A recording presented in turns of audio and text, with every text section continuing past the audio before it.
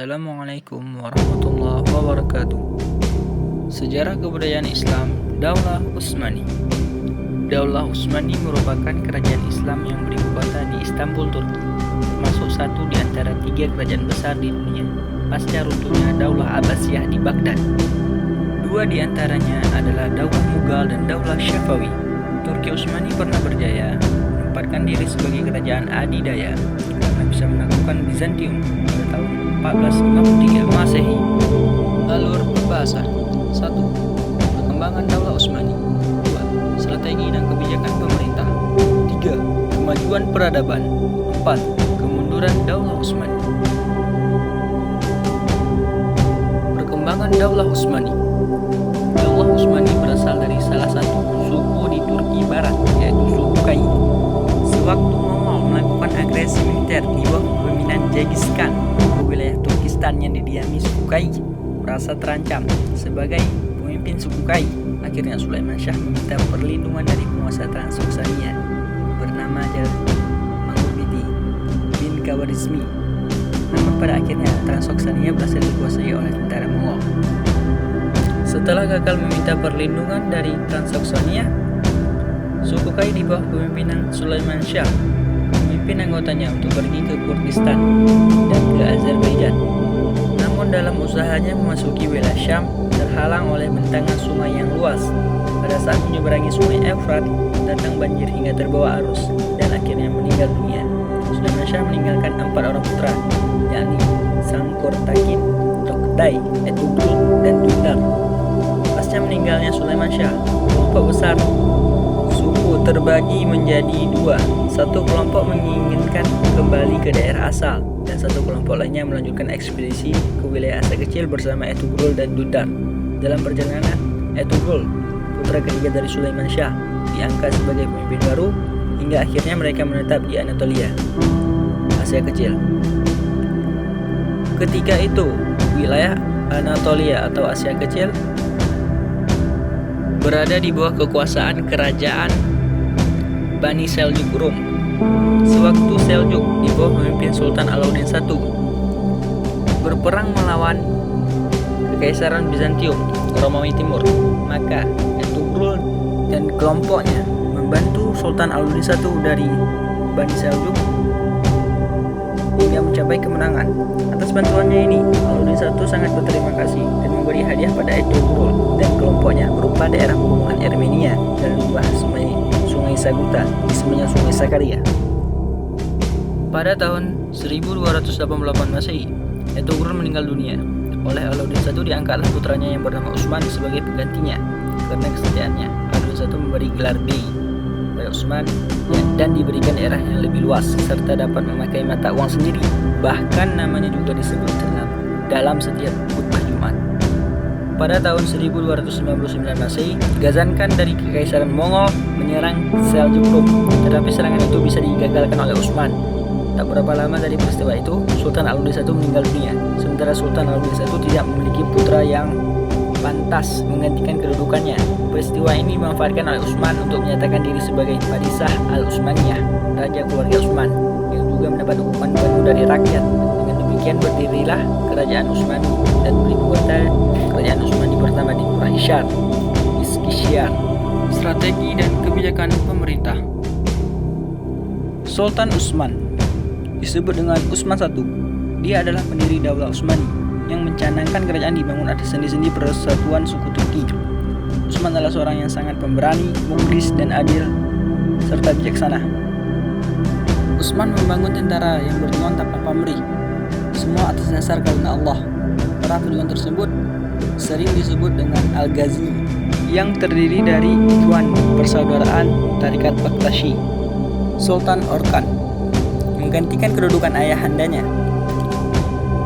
Orkan memindahkan kerajaan dari Quraisyan ke Bursa. Pada masa kekuasaan Orkan, bergabunglah wilayah Turkmenistan. Kemudian perluasan wilayah ke Nisea, Isomedia, Skutari. Ia juga bisa mengontrol Teluk Erdemit. Orkan berhasil mendirikan jabatan Perdana Menteri atau Sar Azham, yang saat itu menjadi jabatan administratif baru. Bendera pada saat itu berwarna merah dengan bulan sabit di tengahnya. Di bawah bulan sabit terdapat pedang yang mereka sebut Zulfikar, yaitu nama pedang yang dimiliki oleh Ali bin Abi Thalib. Sampai dengan akhir usianya, Orkan berusaha untuk membentuk pemerintahan yang kuat. Untuk itu dia banyak membangun, menertibkan administrasi, menguatkan militer, membangun masjid dan akademi-akademi ilmu pengetahuan. Sultan Murad I. Setelah Sultan Orkan wafat, kedudukannya diganti oleh Murad I yang merupakan putra kedua dari Orkan. Sultan Murad I adalah sosok yang sangat pemberani, gemar berjihad, dermawan, dan tekun menjalankan agama. Dia mencintai peraturan dan selalu memegang teguh peraturan itu, berbuat adil pada rakyat dan tentaranya. Murad I selalu dikelilingi oleh sejumlah komandan terbaik dan orang yang berpengalaman dalam bidang militer yang selalu dia ajak bermusyawarah. Murad I berhasil meluaskan wilayahnya di Asia Kecil dan Eropa dalam waktu bersamaan. Ia menjadikan Adrianople sebagai ibu kota kerajaan yang baru setelah ia menaklukkannya, serta membentuk pasukan berkuda kavaleri. Perjuangan terus dilanjutkan dengan melakukan Macedonia, Sofia ibu kota Bulgaria, dan seluruh wilayah Yunani bagian utara. Banyaknya kota-kota yang dilakukan oleh Murad I dan hampir tidak terbentuk membuat bangsa Eropa mulai cemas. Akhirnya, raja-raja Kristen Balkan meminta restu dari Paus Urbanus V untuk mengusir kaum muslimin dari dataran Eropa. Sultan Murad I meninggal dengan syahid dalam usia 65 tahun pada 15 Sya'ban 791 Hijriah. Sultan Murad I mewarisi kekuasaan yang luas, 5 kali lipat kekuasaan ayahnya. Banyak hal yang dipetik dari hikmah kepemimpinan Sultan Murad I, di antaranya menyebarkan Islam yang semakin luas di wilayah Balkan. Banyak pemimpin mereka yang masuk Islam. Kedaulatan Daulah Utsmani semakin dihormati dan dihargai oleh bangsa Eropa. Pengaruh Daulah Utsmani semakin meluas, sehingga syiar Islam semakin berkembang. Sultan Bayazid I. Setelah Sultan Murad I wafat, kepemimpinan Daulah Utsmani dilanjutkan oleh putranya, yaitu Sultan Bayazid I. Dia adalah orang yang sangat pemberani, cerdas, murah hati, dan memiliki semangat yang kuat untuk melakukan perluasan wilayah Islam. Oleh karena itu, dia sangat memperhatikan masalah-masalah kemiliteran, mengarahkan keperluasan wilayahnya ke negara-negara Kristen Anatolia. Hanya dalam jangka waktu setahun, negeri-negeri Anatolia itu berada dalam kekuasaan Daulah Utsmaniyah. Bayezid I bergerak begitu cepat di antara dua Balkan dan Anatolia. Oleh karena itu, dia diberi gelar Yaudrum atau kilat. Pengaruh Bayezid I sangatlah besar sehingga mencepaskan Paus. Kemudian Paus Bonifasius mengadakan penyerangan terhadap pasukan Bayezid, dan peperangan inilah yang menjadi penyebab terjadinya perang salib. Konstantinopel hampir saja bisa dikuasai, namun Bayezid mengurungkan niatnya dari penaklukan Konstantinopel karena munculnya bahaya baru terhadap Daulah Utsmaniyah. Bahaya baru itu adalah adanya upaya invasi atau serangan Mongol pimpinan Timur Leng. Pertempuran tersebut dimenangi oleh pasukan Mongol di bawah pimpinan Timur Leng. Kekalahan dari Timur Leng meninggalkan duka yang mendalam. Namun itu menjadi hikmah agar penerusnya melakukan evaluasi sehingga buahnya dapat dipetik di kemudian hari saat penaklukan Konstantinopel oleh Sultan Muhammad Al-Fatih. Kemajuan peradaban. Sultan Muhammad I. Muhammad I adalah putra bungsu dari Bayezid. Setelah berkuasa menggantikan ayahnya, ia mulai menyusun kekuatan kembali dan memulihkan keadaan Turki Utsmani dari upaya memecah belah yang dilakukan oleh Timur Leng. Sultan Muhammad I adalah sosok yang sangat cinta damai dan ilmu pengetahuan. Di masa kekuasaannya pula, pemindahan ibu kota dari Adrianople ke Bursa kembali dilakukan, karena Bursa sering juga disebut sebagai kota para fuqaha. Peristiwa 20 Jumadil Ula atau 29 Mei 1453 Masehi merupakan identitas dari jatuhnya kota Konstantinopel pada pangkuan Islam. Sultan Muhammad II Al-Fatih. Al-Fatih adalah gelar kebanggaan beliau karena berhasil menaklukkan Konstantinopel. Muhammad Al-Fatih atau Abu Khairat dianggap jadi pemimpin Daulah Bani Utsmaniyah. Ketika itu baru berumur 22 tahun. Muhammad Al-Fatih berusaha membangkitkan kembali sejarah umat Islam sampai dan menaklukkan Konstantinopel sebagai ibu kota Bizantium. Berdasarkan hadis Rasulullah SAW, pada suatu saat kota Konstantinopel pasti akan ditaklukkan oleh umat Islam, dan sebaik-baiknya pemimpin adalah yang menaklukkannya, dan sebaik-baiknya pasukan adalah pasukannya. Konstantinopel merupakan kota yang sangat penting dan belum bisa dikuasai penguasa Islam sebelumnya. Konstantinopel merupakan salah satu kota terpenting di dunia. Kota ini dibangun pada kisaran tahun 330 Masehi oleh Kaisar Bizantium, yaitu Konstantin I.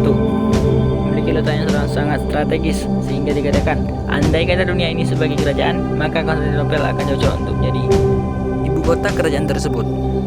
Setelah menaklukkan Konstantinopel, di sana terdapat sebuah gereja Hagia Sophia. Al-Fatih memasuki gereja tersebut yang digunakan sebagai tempat perlindungan terakhir para pendeta, rahib, dan masyarakat. Al-Fatih dengan kebaikan akhlaknya memberikan sikap bijaksananya dan perlindungan kepada seluruh penduduk Konstantinopel.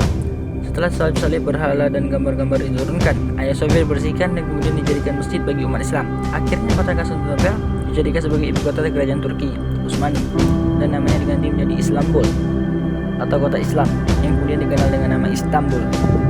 Sultan Sulaiman Al-Qanuni. Sultan Sulaiman lahir pada tanggal 6 November 1469 Masehi di Trabzon. Sulaiman I atau Sulaiman Al-Qanuni ditata pada saat Turki Utsmani mengalami puncak kejayaan. Sulaiman I diberi gelar Al-Qanuni atau The Magnificent, pembuat undang-undang, karena jasanya meletakkan dasar-dasar hukum bagi Daulah Utsmani dan tentunya yang paling lama memerintah. Kitab undang-undang itu diberi nama dengan Muqatta al-Abrahar, muara segala samudra. Kemudian hukum kanun mencapai bentuk akhirnya.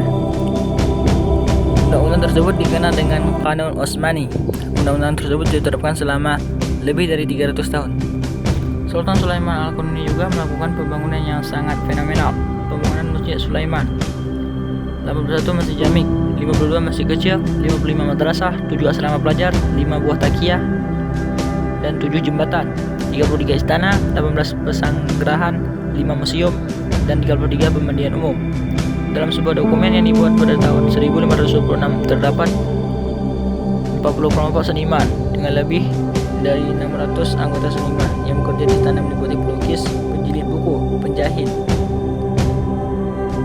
pengrajin perhiasan, dan penempa emas.